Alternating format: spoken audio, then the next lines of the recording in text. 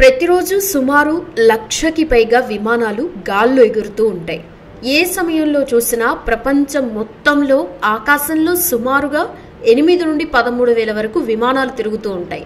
వీటిలో passenger, military, cargo ఇలా రకరకాల విమానాలు ఉన్నాయి. ప్రపంచమంతా దాదాపు ప్రతి చోట విమానాలు ఎగురుతూనే ఉంటాయి.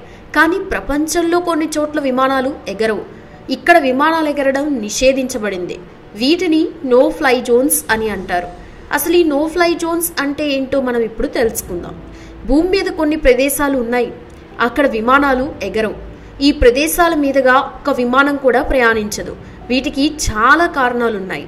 భౌగోళిక కారణాలు, చారిత్రక కారణాలు, మతపరమైన కారణాలు ఉన్నాయి. వీటిని నో ఫ్లై జోన్స్ అని అంటారు. ఈ నో ఫ్లై జోన్స్ మీద ఎలాంటి విమానాలు ప్రయాణించవు. ఒకవేళ ప్రయాణిస్తే కూలిపోతాయి. ఈ నో ఫ్లై జోన్స్ లో ముఖ్యమైనది ఒకటి ఉంది, అదే పసిఫిక్ మహాసముద్రం. ఈ మహాసముద్రం అమెరికాకి, ఏషియాకి మధ్యలో ఉంటుంది. అమెరికా నుండి ఆసియాకి ప్రయాణించే విమానాలైనా ఏషియా నుండి అమెరికాకి ప్రయాణించే విమానాలైనా పసిఫిక్ మహాసముద్రంపై ప్రయాణించవు. ఈ మహాసముద్రాన్ని దాటించి విమానాలు పక్కన వేరే దారిలో ఎక్కువ దూరం ప్రయాణిస్తాయి. అయినప్పటికీ తక్కువ దూరమైన పసిఫిక్ మహాసముద్రంపై ప్రయాణించవు. కానీ ఎందుకలా ఎక్కువ దూరం ప్రయాణించి మరి విమానాన్ని ఎందుకు పసిఫిక్ మహాసముద్రాన్ని తప్పించి వెళ్తాయి అనేది ఈ వీడియోలో మనం తెలుసుకుందాం. ఈ వీడియోలో భారతదేశంలోని ప్రముఖ నో ఫ్లై జోన్స్ గురించి మనం తెలుసుకోబోతున్నాం. Pacific ocean.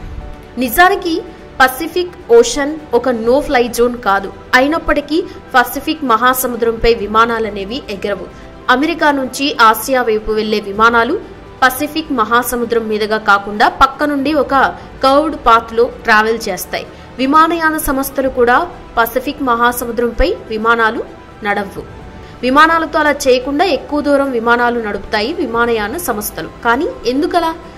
ఎక్కువ దూరం ప్రయాణించి మరి విమానాలు ఎందుకు పసిఫిక్ మహాసముద్రాన్ని తప్పించి వెళ్తాయి ఇప్పుడు తెలుసుకుందాం. సహజంగా విమానాలు ఎగరకుండా ఉండడానికి చాలా రకాల కారణాలు ఉన్నాయి. భౌగోళిక కారణాలు, చారిత్రక కారణాలు, అలాగే మత విశ్వాసాలు, ఇలా రకరకాల కారణాలు ఉంటాయి. ఈ పసిఫిక్ మహాసముద్రంపై విమానాలు ఎగరకపోవడానికి ముఖ్యంగా 4 కారణాలు ఉన్నాయి. అవేంటో ఇప్పుడు చూద్దాం. Number 1, efficient routing.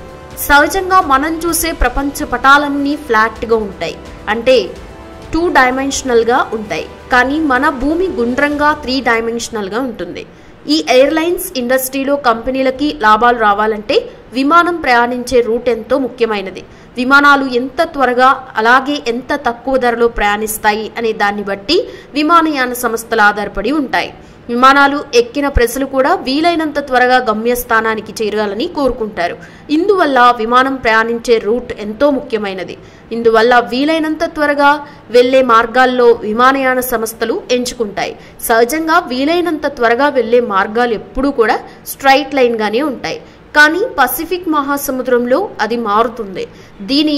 దీన్ని మన భూమి యొక్క 3D పిక్చర్స్ ద్వారా తెలుసుకోవచ్చు. నిజానికి మన భూమి స్పియర్ షేప్ లో ఉంటుంది, కానీ పూర్తిగా స్పియర్ షేప్ లో ఉండదు. మన భూమి పైన కింద కంప్రెస్ అయ్యి ఉంటుంది. అందువల్ల భూమి ఉబ్బినట్లుగా ఉంటుంది. దీనివల్ల ఈక్విటార్ ప్రాంతంలో మనకి కనబడే దానికంటే కొంత ఎక్కువ ప్రదేశం ఉంటుంది. ఈ ఎక్కువ ప్రదేశం ఇక్కడ దూరాన్ని చాలా వరకు పెంచుతుంది. దీన్ని 3D మ్యాప్ లో మాత్రమే చూడగలం. ఈ కారణం వల్ల ఈ స్ట్రైట్ లైన్ నిజానికి లాంగెస్ట్ రూట్. ఈ రూట్ తో పోలిస్తే కర్వ్డ్ రూట్ చాలా షార్టెస్ట్ రూట్ అన్నమాట. ఈ కారణాల వల్ల విమానాలు పసిఫిక్ మహాసముద్రం మీదుగా ప్రయాణించవు.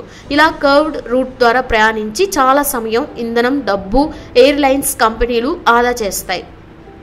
ఇక రీజన్ నెంబర్ 2, సేఫ్టీ. ఈ పసిఫిక్ ఓషన్ మీద ఉండే రూట్ లాంగెస్ట్ రూట్ అవడం వలన ఈ రూట్లలో విమానాలు అత్యవసర పరిస్థితుల్లో చాలా ప్రమాదకరం.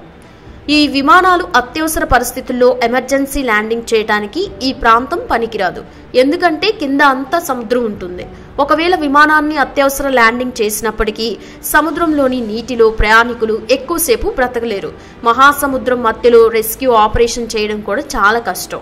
ఇందువల్ల ఈ ప్రాంతంలో అత్యవసర ల్యాండింగ్ జరిగినప్పటికీ ప్రయాణికులను రక్షించే అవకాశం ఉండదు.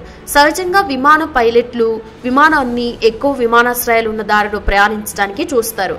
ఇంజిన్ ఫెయిల్యూర్, ఫ్యూయల్ లీకేజ్ లేదా ఇతర సాంకేతికత సమస్యలు తలెత్తినప్పుడు దగ్గరలోని విమానాశ్రమంలో ల్యాండ్ చేయడానికి పైలట్ చూస్తారు. విమానాశ్రయాల్లో ఎలాంటి సహాయక చర్యలైనా సిద్ధంగా ఉంటాయి. ఇందువల్లే సముద్రంలో ప్రయాణించడం కంటే భూమి మీద ప్రయాణించడం చాలా సురక్షితమైందన్నమాట. ఈ కారణం వల్ల కూడా విమానాలు పసిఫిక్ మహాసముద్రంపై ఎగరవు. ఇక reason number 3, changes in weather. మహాసముద్రంలో వాతావరణం నిమిషానికి మారిపోతూ ఉంటుంది.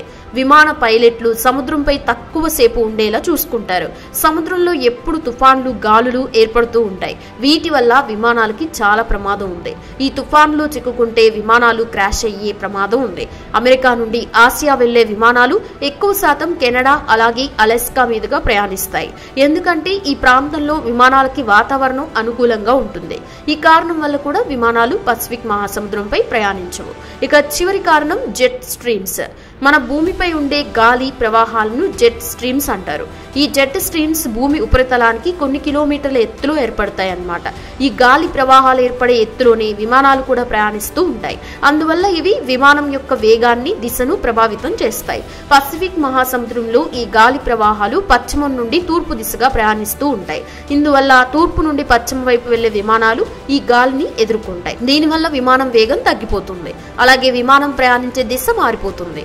ఈ గాలి ప్రవాహాలు చాలా తీవ్రంగా ఉంటాయి. వీటికి ఎదురుగా వెళ్లడం వల్ల ఇంధనం కూడా చాలా వృధా అవుతుంది. ఈ గాలుల తీవ్రత వల్ల విమానం ధ్వంసమయ్యే ప్రమాదం కూడా ఉంది. ఇక ఈ కారణం వల్ల కూడా విమానాలు పసిఫిక్ మహాసముద్రంపై ప్రయాణించవు. కానీ నిజానికి అన్ని విమానాలు ఇలా చేయవు. కేవలం అమెరికా నుండి ఆసియాకి ప్రయాణించే విమానాలు, అలాగే ఏషియా నుండి అమెరికాకి ప్రయాణించే విమానాలు మాత్రమే ఇలా ప్రయాణిస్తాయి. అమెరికా నుండి ఆస్ట్రేలియా వెళ్లే విమానాలన్నీ పసిఫిక్ మహాసముద్రం మీదుగానే ప్రయాణించాలి. ఇక ఇప్పుడు మన భారతదేశంలోని కొన్ని ప్రముఖ నో ఫ్లై జోన్స్ గురించి మనం తెలుసుకుందాం. నెంబర్ 1, శ్రీహరికోట. శ్రీహరికోట మన భారతదేశంలో ఎంతో ముఖ్యమైన అలాగే ప్రముఖమైన ప్రదేశం. ఎందుకంటే ఇక్కడ నుండే మన దేశంలో అంతరిక్ష ప్రయోగాలు జరుగుతూ ఉంటాయి. రాకెట్లు, శాటిలైట్లు ఇక్కడ నుండే లాంచ్ చేస్తూ ఉంటారు.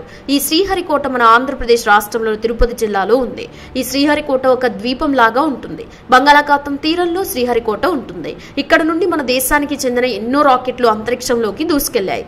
ఈ ప్రదేశం ఒక ప్రముఖ నో ఫ్లై జోన్ అన్నమాట. ఈ ప్రదేశంలో రాకెట్ల ప్రయోగాలు జరుగుతూ ఉంటాయి. అందువల్ల విమానాలకి ఈ ప్రదేశం సురక్షితమైంది కాదు. అలాగే ఈ ప్రదేశం యొక్క భద్రత గురించి కూడా ఈ ప్రదేశాన్ని నో ఫ్లై జోన్ గా ప్రకటించారు. నెంబర్ 2, తిరుమల. తిరుమల అంటే మన భారతదేశంలోని తెలియని వారు ఎవ్వరూ ఉండరు. ఎందుకంటే ప్రపంచవ్యాప్తంగా ఎంతో మంది భక్తులు ఇక్కడికి ప్రతిరోజు వస్తూ ఉంటారు. ప్రతిరోజు సుమారు 75,000 మంది భక్తులు దర్శనం చేసుకుంటారు. తిరుమల కూడా మన ఆంధ్రప్రదేశ్ రాష్ట్రంలోనే అలాగే చిత్తూరు జిల్లాలోనే ఉంది. తిరుమల మీదుగా కూడా విమానాలు ఎగరవు. ఈ ప్రదేశం ఎంతో పవిత్రమైన స్థలం. అందుకే మత విశ్వాసాల కారణంగా ఈ ప్రదేశంపై విమానాలు ఎగరవు. ప్రతిరోజు వచ్చే భక్తుల యొక్క భద్రత కోసం కూడా ఈ ప్రాంతంలో విమానాలు ఎగరవు. Number 3, tower of silence. ఈ ప్రదేశం ముంబై నగరంలో ఉంది. ఇది పార్సీ మతానికి చెందినది. పార్సీ మతంలో చనిపోయిన వారి యొక్క అంతిమ సంస్కారాలు ఇక్కడే నిర్వహిస్తారు. పార్సీ మతం వారికి ఇది ఎంతో పవిత్రమైన ప్రదేశం. వారి మనోభావాలు, విశ్వాసాలని గౌరవిస్తూ ఈ ప్రదేశాన్ని నో ఫ్లై జోన్ గా ప్రకటించారు. నెంబర్ 4, అనంత పద్మనాభ స్వామి టెంపుల్. ఈ దేవాలయం ఎంతో ప్రసిద్ధి చెందింది. ఈ దేవాలయం యొక్క నిధులు అలాగే చరిత్ర కారణంగా ఈ దేవాలయం ఎంతో ప్రసిద్ధి చెందింది. ఈ దేవాలయంలో ఎన్నో రహస్యాలు ఇప్పటికీ దాగున్నాయి. ఈ దేవాలయానికి కూడా ఎంతో మంది భక్తులు వస్తూ ఉంటారు. ఈ ప్రదేశం కేరళ రాష్ట్రంలో ఉంది. ప్రస్తుతం ఈ ప్రదేశంపై డ్రోన్లు ఎగరవేయడం నిషేధించబడింది. ఈ దేవాలయంపై పూర్తి స్థాయిలో నో ఫ్లై జోన్ విధించలేదు. అయినప్పటికీ హెలికాప్టర్లు, విమానాలు ఈ ప్రదేశం మీదుగా ఎగరవు. Number 5, Mathura oil refinery. ఈ ప్రాంతం మన దేశంలోని ఉత్తరప్రదేశ్ రాష్ట్రంలో ఉంది. ఈ ప్రదేశం ప్రముఖ పర్యాటక ప్రదేశం తాజ్ మహల్ కి సుమారు 50 కిలోమీటర్ల దూరంలో ఉంది. తాజ్ మహల్ కూడా భారతదేశంలోని ఒక ప్రముఖ నో ఫ్లై జోన్.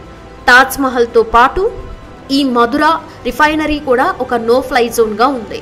ఈ oil refinery Indian oil corporation కంపెనీకి చెందినది. ఇక్కడ ఈ కంపెనీ క్రూడ్ ఆయిల్ నుండి పెట్రోల్ అలాగే ఇతర పెట్రోలియం ప్రొడక్ట్స్ ని రిఫైన్ చేస్తుంది. ఈ ప్రక్రియలో కొన్ని ప్రమాదకర రసాయనాలు వాడతారు.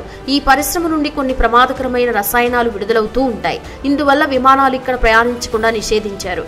ఈ రసాయనాలు విమానంలో ఇంజన్లను అలాగే ఇతర భాగాలను పాడు చేస్తాయి. ఈ కారణం వల్ల ఈ ప్రదేశంపై నో ఫ్లై జోన్ విధించారు. Number 6, air bases. మన దేశవ్యాప్తంగా ఎన్నో వాయుసేనకి చెందిన స్థావరాలు ఉన్నాయి. ఇక్కడ ఎన్నో పరిశోధనలు జరుగుతూ ఉంటాయి. యుద్ధ విమానాలకి సంబంధించి పరిశోధనలు జరుగుతూ ఉంటాయి. వాయుసేనకి సంబంధించిన విమానాలను ఇక్కడ పరీక్షిస్తారు. ఇందువల్ల ఈ ప్రదేశాల మీదుగా విమానాన్ని నడపకూడదు. ఒకవేళ ఎవరైనా ఈ స్థావరాలపై విమానాలను నడిపితే విమాన పైలట్లతో మాట్లాడి విమానాన్ని అక్కడి నుండి దారి మళ్లిస్తారు. Number 7 Golden Temple. Golden Temple సిక్కు మతస్థులకి ఎంతో పవిత్రమైన ప్రదేశం. ఇక్కడ ప్రతిరోజు సుమారు 150,000 మంది భక్తులు వస్తారు. ఇక్కడ ప్రతిరోజు సుమారు 1,00,000 మందికి అన్నదానం చేస్తారు. ఇక్కడికి ప్రతిరోజు ఇంతమంది రావడం వల్ల ఈ ప్రదేశం యొక్క భద్రత కోసం ఈ ప్రదేశంపై నో ఫ్లై జోన్ విధించారు. ఇక్కడికి వచ్చే భక్తుల భద్రత కోసం ఇక్కడ నో ఫ్లై జోన్ విధించారు. నెంబర్ 8 బాబా అటామిక్ రీసెర్చ్ సెంటర్. ఇది ఒక ప్రముఖ పరిశోధనా కేంద్రం. ఈ ప్రదేశంలో న్యూక్లియర్ అలాగే అటామిక్ రీసెర్చ్లు జరుగుతూ ఉంటాయి. వీటితో పాటు reactor technology, radiation technology, waste management, laser technology ఇంకా ఎన్నో వాటిపై పరిశోధనలు జరుగుతూ ఉంటాయి. నిజానికి ఈ ప్రదేశం విమానాలకి అంత ప్రమాదకరమైన ప్రదేశం ఏమీ కాదు. కానీ ఈ ప్రదేశంలో భద్రతా కారణాల వల్ల ఇక్కడ నో ఫ్లై జోన్ విధించారు.